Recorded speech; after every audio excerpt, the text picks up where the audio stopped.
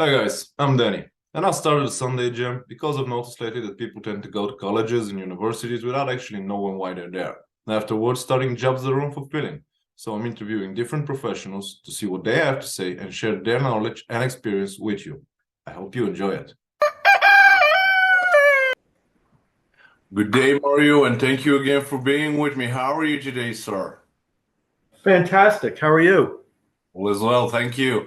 This will be a follow-up to the episode we did some time ago, and it will be about book writing. And I made sure to, get the Amazon link and everything because your book seems remarkably interesting, and I wanted to talk about it and about the book writing process. How do you know what to add to the text or what to remove before the book is done? So I had a great team working with me, um, and a lot of the information when you do research for the book, which took a lot of time, I would say probably about 6 months project. So when I outlined the topics that I wanted to engage with my genre, what I did was I started looking up the information, online. And if Denny, if you looked at the book, you could see that I footnoted everything so everybody knows where I was getting the information from.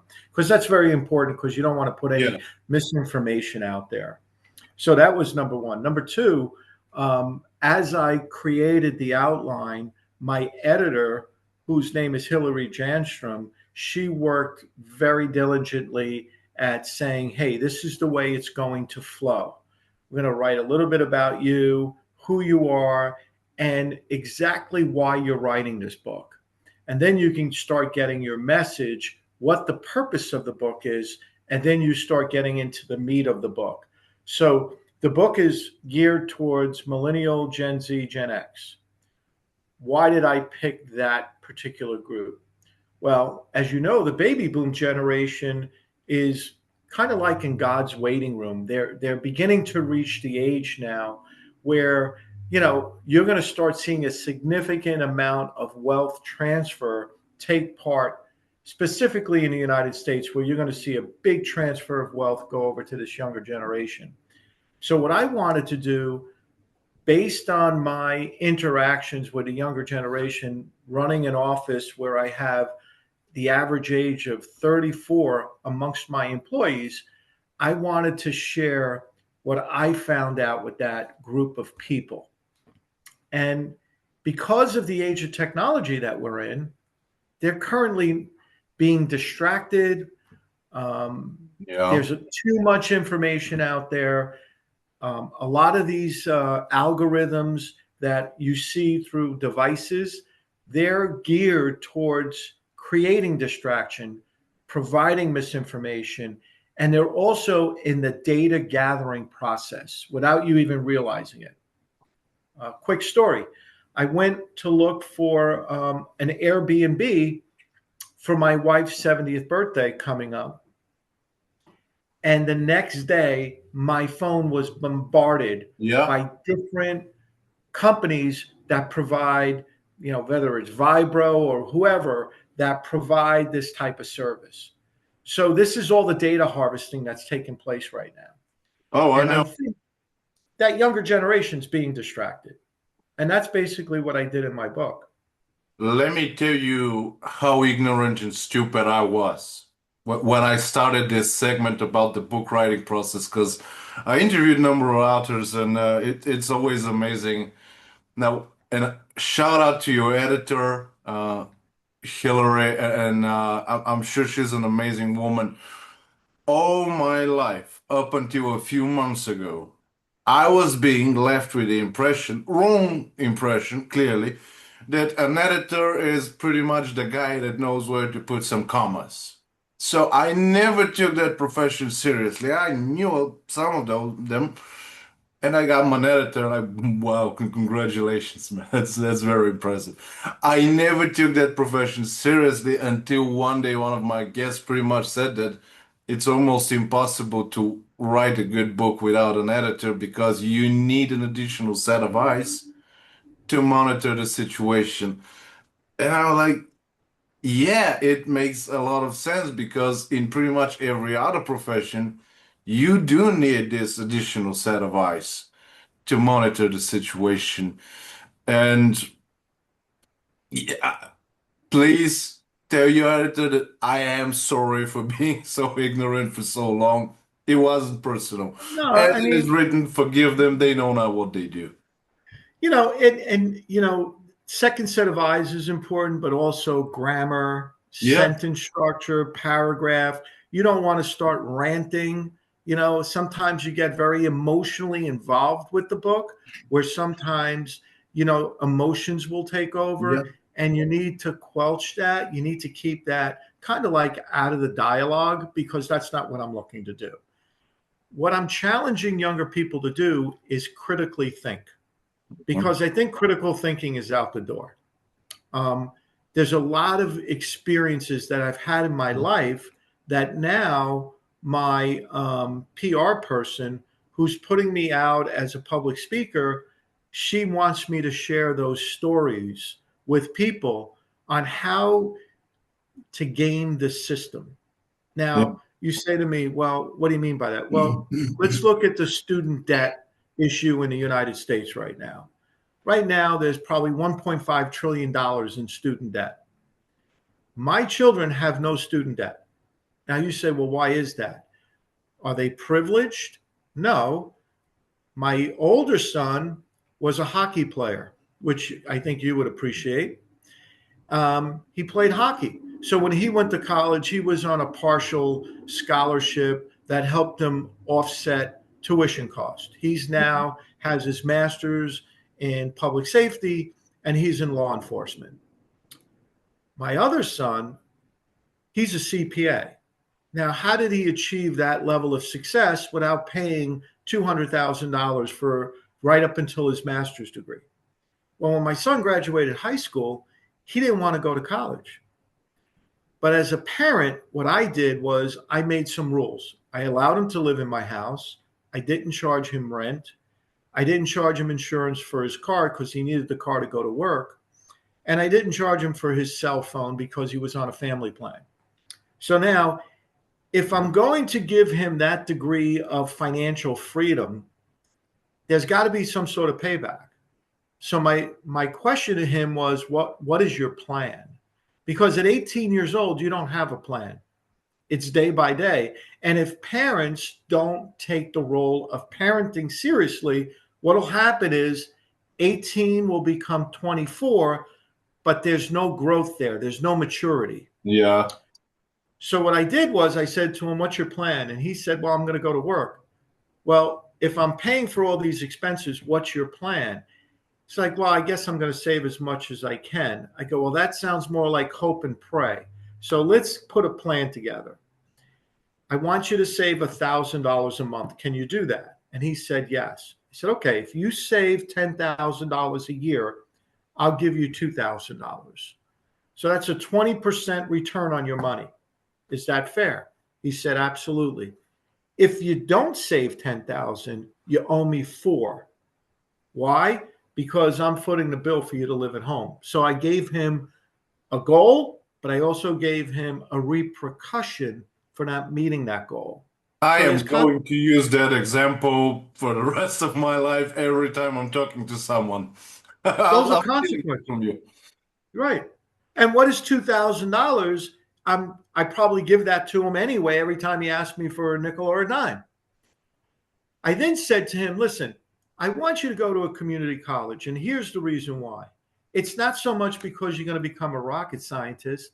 I want you to go to a community college because you can stay in the game. So if I'm a runner, which I was at the time, and I'm running 5 miles every 3 days, I could probably do a half marathon. But if I stop running and I try to start running again, I'm not going to be able to run 5 miles. My Yeah. body's not used to it. Well, education's the same way. If you remove the individual from the educational system and then 4 or 5 years later you want to go back, it becomes that much difficult to return. I said, stay in the game. You don't have to take electives. Well, what happened after 3 years? Denny, he found out that it wasn't a good idea to become a manual labor worker. Not that I'm disparaging people that do that Yeah. work, but he found out he wasn't happy and he had a second opportunity because he went to school. So now he comes to me and says he wants to be an accountant. I introduced him to one of my partners, and my partner took him under his wing. And rather than paying him a salary, my partner paid him an hourly wage and told him at the end of the year he would bonus him. But rather than bonusing him directly, he paid his tuition to go to a 4 year college to get his accounting degree. So when he graduated college, his 4 year college, his tuition was paid for by his employer. He passed his CPA exam on the first try. And today, at 34 years old, he's the managing partner of that firm. So there is a way to game the system. You just have to be smart enough not to be manipulated because colleges and universities are businesses. You know, it's not like you're going from, and I know in Europe the school system is totally different. Here Yeah. it's more of a sports entertainment industry where now college players are getting paid to play college sports. And to me, I feel that that is not what the idea of an education is to Yeah. become a sports industry. I like the European model much better than I like the US model. So Well, I kind ours I kind isn't perfect either. Keep in mind that like when I was a student, most, not all, most of our professors and tutors were not even professional professors. They were, managers of companies, owners of companies, and so on and so correct. forth. And to be honest, I know it sounds bad, but it is what it is. They were mostly there teaching us, but they were actually being there, headhunting. They were looking for new employees. And Exactly. And that's a that's the way very it easy should be. way to skip the HR companies and so on and so forth, because now you know all those kids. You see how they act not only when they study, but you see them, in their free time, how they interact with other people and so on and so forth. So it's much easier for them. Now, that was about 10 years ago. At the moment, it's kind of the same, but now there are a little bit more professional professors. In my opinion, they don't do really, you know, they're doing a great job, the best they can, but it's not really the same because when I was growing up, they were specifically prepping me for a specific job in a company that they wanted me to be in. So when I started, I pretty much had like a couple of years of experience on the job without even working. So I entered super easy. And I love the way you navigated both of your sons because that's amazing. And I'm a bit superstitious. When you and I started the conversation, it was a bit dark behind you. And the moment you start telling that story about with your younger son, who is actually my age, I'm 34, and it kind of start glowing right behind you. Like there's so much truth and wisdom, and I love those little moments. So I just wanted to highlight it. Well, like I said, that's the book. The book is about critical thinking and life lessons. And it talks about struggles, but more importantly, what I want younger people to understand is that technology, as great as it is, it's a double-edged sword. And you have to be careful with technology because just because someone's be able to manipulate technology to their favor doesn't necessarily mean that it's a golden path for everyone else. I know a lot of people love Instagram, they love TikTok, they love Yeah. all these different social platforms, but it is also becomes a distraction. And listen, when I was 23 years old, I graduated school, and in the book I talk about how I was in electrical, I was an electrical mechanical contractor at the time studying for my engineering degree.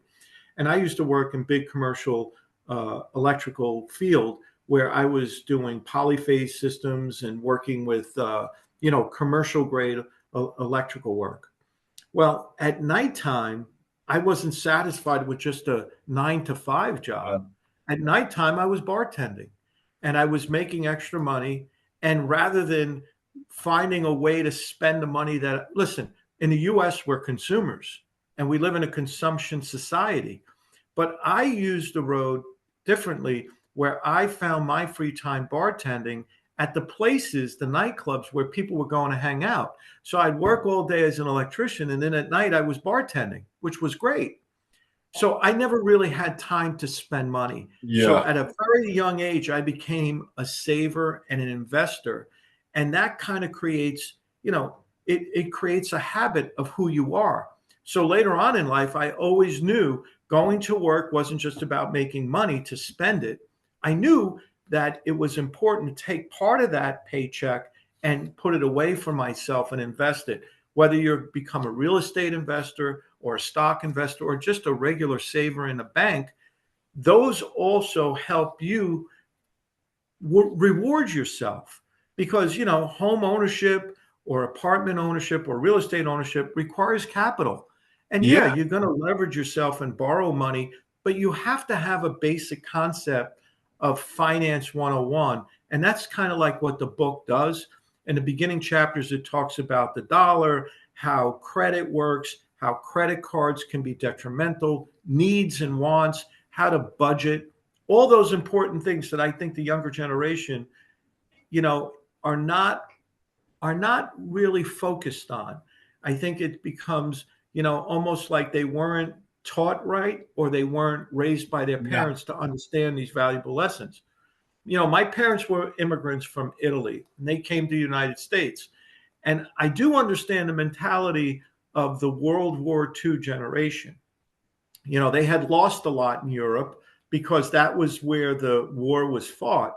So when they came here, they measured their wealth by their possessions. Yeah. Uh, it was like nothing ever got thrown away. It was recycled. So whether it was a chair or something, today, we're a throwaway society. Everything, Yeah. it serves its purpose, throw it out. I remember when my dad passed away, I had to go through his stuff, and he had the paint cans from all the homes that he owned, and he had the addresses on the paint cans. But, that was his mentality back then, because Understandable. he paid $30 for that can of paint, and he wasn't letting it go because it might have some kind of usage later on. I know the previous generation and the one before actually was like that too. I don't waste things. I don't waste stuff. But I'm also like I'm a cheap man. What you said, I am Frugal. No, frugal. The word is frugal, fair. not cheap. Uh, everything you said is everything basically what I did. Plus one more thing. Inflation here has always been a real thing.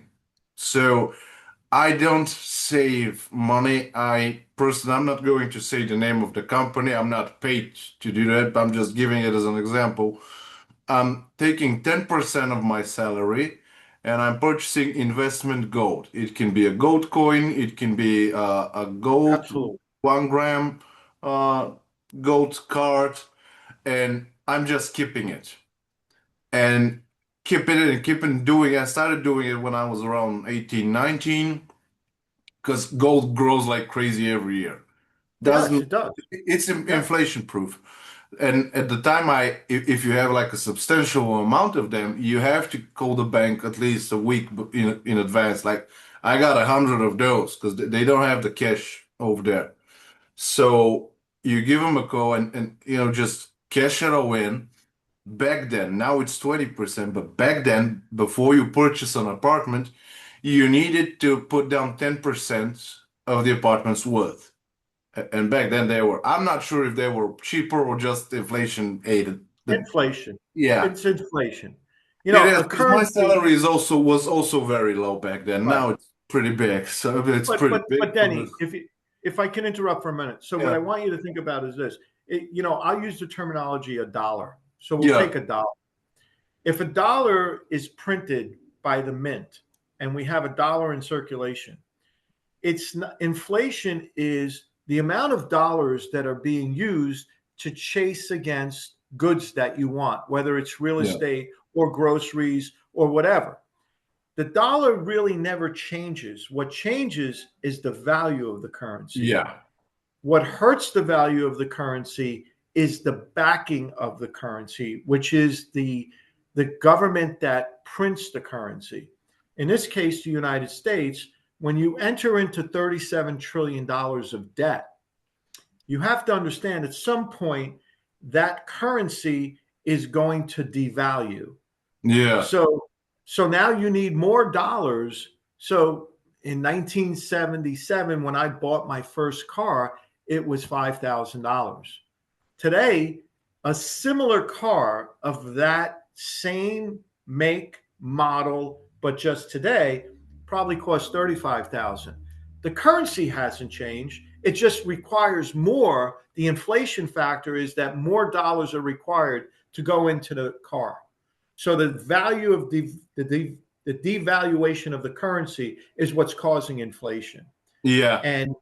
And it's not that goods are costing more, it's that the value of the currency has diminished. And that's Uh, where people get confused. They're like, well, everything's expensive. No, the valuation of the currency has gone down. So owning gold is your hedge against that, because yeah. if you took 10% of, let's say, that dollar back in, let's say, 1977, as I said, 10% would have been $50, right? Well, today that $50 of gold is probably worth $20,000. So now you could see what I'm saying, that the gold outpaced the inflation of the dollar. That's the So Southern European mentality. I told you last time. It's a troublesome region, so we're programmed that way. there's I nothing wrong with that, though. Yeah, There's yeah. nothing wrong with that. Whether you're investing in gold or you're investing now, let's go into this new discussion of Bitcoin, Yeah. cryptocurrency. I don't You know, understand it. I had professionals explain it to me. I can't understand it now. Like, you know what? Gold and real estate. That's me. that's good, but that's good because you know what? With all my letters at the end of my name, I understand the concept of cryptocurrency. I don't understand the valuation of it. All right. So they're saying that there's only certain amount of cryptocurrencies that are mined through technology. But I still can't wrap my head around. Am I Yeah. an investor in cryptocurrency? No, because I don't understand it. So why should I invest in it? I want to invest in something I understand. So when you told me last time, hey, I'm investing in real estate, what did I say to you? That's great. You're investing in something. Yeah. To invest in nothing is not going to create wealth for you. You have to take a portion of what you earn. And you know what? The other thing is this: it's not a sprint, it's not a 100-yard dash or a Yeah. 500-yard dash. It's a marathon, it's your lifetime. So, when you look at people, yeah, there's a small group of people, maybe 1% of the population, that develop something and they hit a home run or a grand slam, or in your case, you would call it a goal. But that's okay, because there's Yeah. going to be those people that are innovators that make billions of dollars off of an idea. And I don't, listen, Galileo, we can go through time and look at all these great inventors that have brought us to where we are today. I don't disparage that because I love innovation. I also feel, though, that people need to understand investing in that innovation is also helpful as well. Yeah. Diversification is also a good thing. I'm not going to tell you where to invest. I'm just saying, as long as you do something, that's better than doing nothing, because your greatest ingredient is going to be time. And that's what I explain in my book, Time Value of Money Concepts. So you yourself are a walking kind of like, proof that when you invested in gold at a young age, now today, you're looking at $3,500 an ounce. That's spectacular. Think about it. Keep in mind that every time I get, a solid reserve, I am immediately selling it and buying property, whether it's a storage room or a garage, a small apartment. I don't even keep the gold for that long. I, You know I, what's I'm great? just, I'm just throwing it away, purchasing it, and then for the next 5 to 7 years, I'm just keeping something safe. You know what they say? My dad used to tell me about real estate. God only made so much land. Yeah. Yeah, you told me that last time. Uh, True, but if you're smart, you always find Yeah, a way. I have another absolutely. question, and it's interesting because you're an amazing speaker and you're captivating and everything. I'm sure you're an amazing writer, but as you said, and I loved it, the fact that you said it, because when I say it, people were being a bit nasty you in the comment section, but it's true. People don't pay much attention when they read books these days. Too much distraction. What are your methods when you were writing the book? And I'm pretty sure this came out as a talk. What were your methods to keep it short but interesting? What were your methods to grab the attention? So on my screen, when I used to type, I had a posted paper, KISS. Keep it But simple, stupid. yeah. I could write a book and have it this thick. That's not what I was looking to do. Yeah. The other thing I was looking to do is I was looking to be engaging. So, one of the chapters of my book, when you read it, talks about empowerment. And what I try to explain to younger people is this. I understand a lot of people are going through a lot of emotions. But again, that's the distractions that exist today. Whether it's climate change, whether it's, war and peace, whatever those issues are, I try to explain to them those are narratives. And today with technology, you and I both know that there's so much more information than there's ever been before. Yeah. So a lot of it can be looked at as factual, and a lot of it could be looked at as exaggerations or noise. So by keeping my premise of the book simple, very simple, communication skills. If I give you a phone and all you do is communicate via the phone, what happens? As you start having human interactions with other people, you begin to lose that human side of the interaction and you almost become as if you're talking on the phone, which doesn't make any sense. It's the same way when you look at social media, the nastiness that exists when you're typing, because you're not getting a human response. It's all one dimensional. I'm Yeah. typing and nobody's reacting. I'm expecting a reaction afterwards. That's the problem today. The problem today is our communication skills are going too much towards technology, and we're really not communicating with each other on a human level. So, what I try to engage with the person is, hey, look, you need to empower yourself. And one way to empower yourself is to become more human. Because I noticed the decline in relationships that exist today.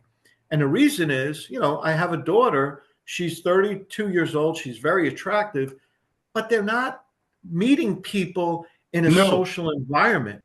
They're meeting people online. And there's no human interaction. There's no smiling, there's no facial expressions. And I write about this in my book that we have to get back into being more adaptable with one another in our human, you know be that's why there's so much division in the world today, because of the technology that exists. We're more prone to say things via online, or Yeah. rather than saying it, to one another, to our face, because we're afraid of the reaction that we would get right away. What that does is it elevates us now. Because if I say hateful things online, now I feel I can go say them publicly because I'm not getting a response online. So now I want to take it to the next level. The adrenaline. That's where we have societal breakdown. I know, man. It's crazy. It's dangerous. I personally don't blame technology. Technology is a tool.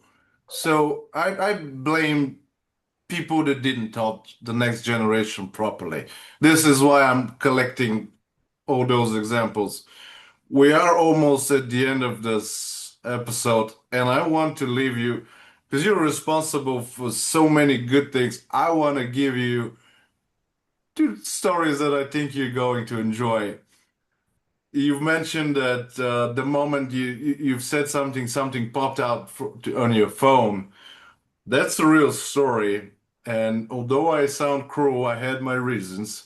I had this supervisor of mine. I'm not married. I'm not seeing anyone seriously. I'm on Tinder, and I'm meeting women there.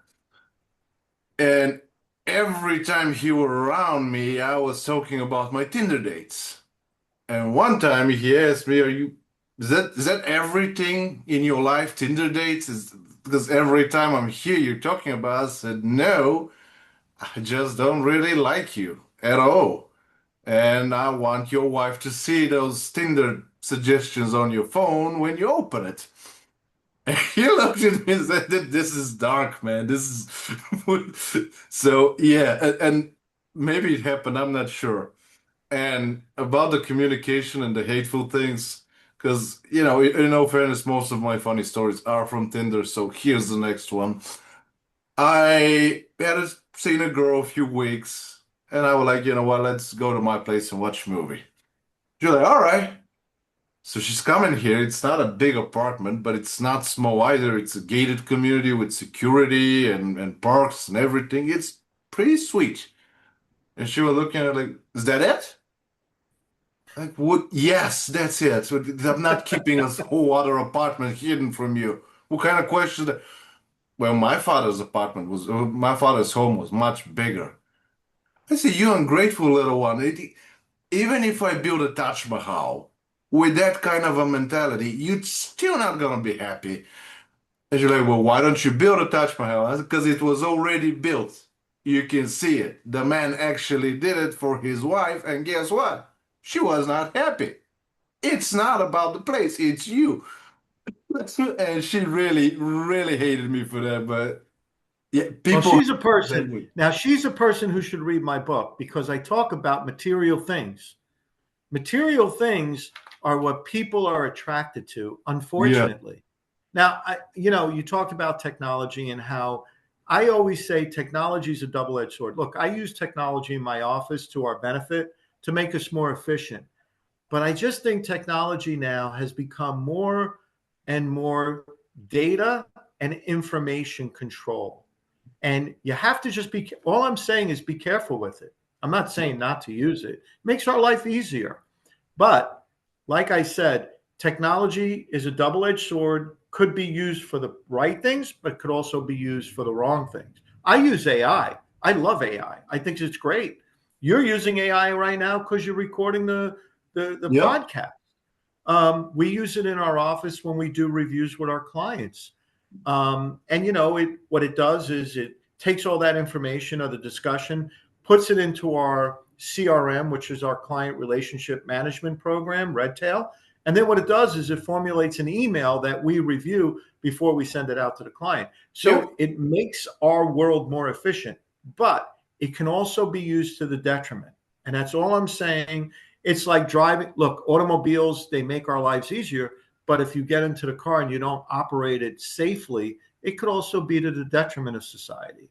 So we have to understand that. And I think when it goes into the hands of young people, adolescents, I see parents, my wife and I go out to dinner and I don't use my phone when I'm out to dinner. I'm engaged with my wife. But I'll Classics. sit down and see a family, and the whole family's on the phone, and nobody's interacting with one another. It's crazy when you It's think about sad. it. It's not crazy. It's just sad. I Yeah, have been in that situation because I'm not a very tolerant person, by the way, almost not at all. Like if things are not going well, I'm just ending the conversation. Especially when it's not work related. If it's social related, if I see that the person in front of me is just seeing things completely differently, I'm not going to re-educate the whole planet. It's over for me. And I went on a date and she was for at least 5, 7 minutes on her phone. And I tried to be nice, like, is there anything interesting in there? She said, "Well, with a friend of mine." So I just paid my bill and left. yeah. Yeah, that's sad. It's sad, man. My daughter was working in New York City, and she lived in Hoboken, New Jersey, which is they call it now the lower part of Manhattan. And I remember my daughter saying to me that it was very difficult to meet people, to have a relationship with. And I said to my daughter one night, I said, listen, what time do you get home from work? And she's like 5 o'clock. And she goes, I then go to the gym. And, you really don't meet anybody at the gym because everybody's got their headphones on. Yeah. So I said to her, listen, you're a very attractive young lady. You know what I would do? I would get a job as a waitress or as a hostess at a restaurant. I said, just think about this. So she got a job at a local sushi place that was kind of like a gathering place for younger people. And, she would sit them at the tables and she was kind and smile and everything. And guess what? She ended up meeting a couple of guys there that asked her out on a date. And I said, that's the way you socialize with people. That's the Yeah. way you engage. Doing it online or at the gym. People go to the gym to work out, not Yeah. to meet people. It might happen, but I think in a social environment, people are more relaxed. They'll have a cocktail. And I think it becomes more relaxing for a person to engage in conversation in a social environment rather than it is, online. That's just my opinion. No, you gave Call her me. excellent advice. That's pretty good because it's kind of work related, but it's not like in the office. In the office, it's much more difficult and Yep. not much of a point. But please tell all of your children that I have said that they're extremely lucky to have a father like you. Well, That's thank you. Thank you. That's that's a great amazing. compliment. That is an awesome compliment. I appreciate that. Well deserved. And with that said, Mario, thanks for being with me again. I appreciate it deeply. You, sir, you're tremendous. Thank you so much. I appreciate it, Danny. Always a pleasure speaking with you. Likewise. Guys, I hope this one was useful. Please follow the channel on YouTube, Rumble, Twitter, Gap, LinkedIn, and Facebook. Ring the bell and all the good stuff. Have a nice week ahead, and I'll see you next Sunday.